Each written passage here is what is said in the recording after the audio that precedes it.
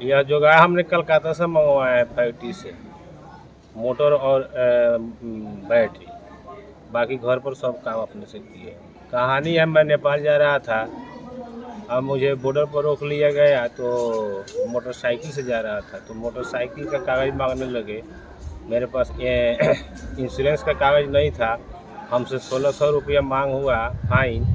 तो मैंने उसी समय सोच लिया कि अब मोटरसाइकिल को छोड़ देंगे और साइकिल से काम चला, इसीलिए साइकिल को ही मोटरसाइकिल बना दी। आकर के मैंने कलकत्ता फ़ोन करके पूछा कि हाँ 36 वोल्ट का मोटर होगा, तो बोले कि हाँ है, साइकिल बनाना है हमको। वहाँ से हमने यहाँ से ऑनलाइन पेमेंट किया, वहाँ से मोटर आया और बैटरी आया। उसके बाद में हमने अपना साइकिल बनाना शुरू किया। समय लग गया 1 महीना। 1 महीना में स्टील का फ्रेम बनाए, उसमें सीट लगाया है, शॉकर लगाया मोटरसाइकिल का, ये सब सामान लगाया।